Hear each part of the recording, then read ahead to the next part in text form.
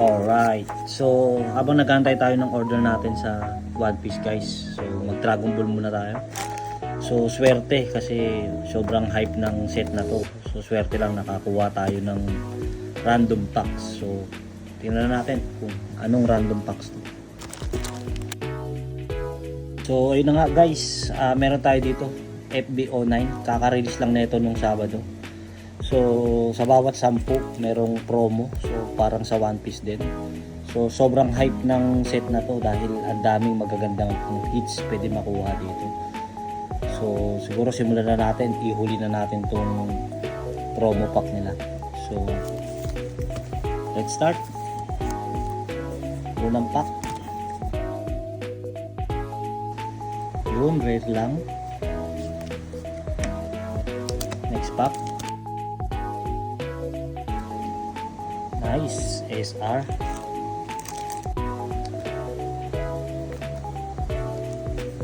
Next pack, rare lang ulit. Next pack, rare lang ulit. Yun. Si Gotenks, tama ka ba? Next pack,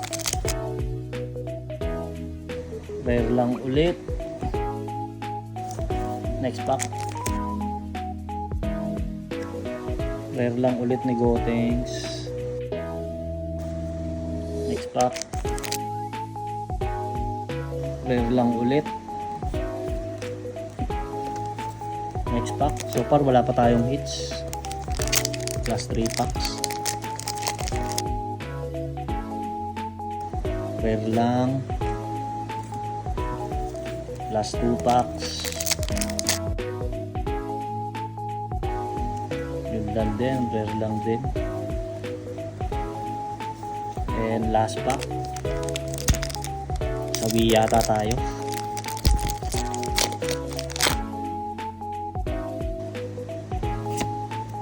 Rare lang, so parang SR lang yung hits natin. So tingnan natin tong promo pack.